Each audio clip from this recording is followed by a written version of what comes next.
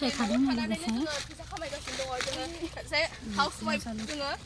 housewife न'खरखौबो सामलायगासिनो दङ बेजों लोगोसे जों न'आवनो नार्सारिखौ जों खुलिदों नार्सारिखौ जों सामलायगासिनो दङ आरो बेजों लोगोसे जों बिफांखौबो जोङो नायगासिनो दं बारि बागान जोङो फिथाइखौ जोङो नै खायै खायै बिदिनो जों फैसा खामायनो हायो नोंथांमोनाबो गायना ला जायफ्रा हाउसवाइफ हा दङ गय बागान दं गायनानै लाबानो जाबाय लं भिडिअ लाबोगासिनो लोगोफोर लं भिडिअ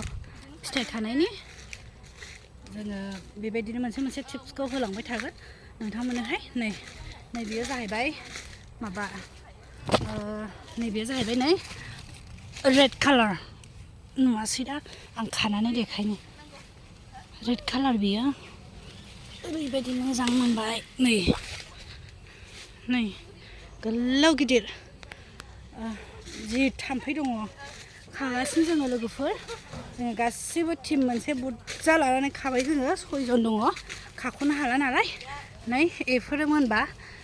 नै इसिबां दं लाइन हनै आं गाहायजों खेबहरनि दे लं भिडिअ लिया बसुमतारी इउटुब चेनेल थांनानै नायहैबानो जाबाय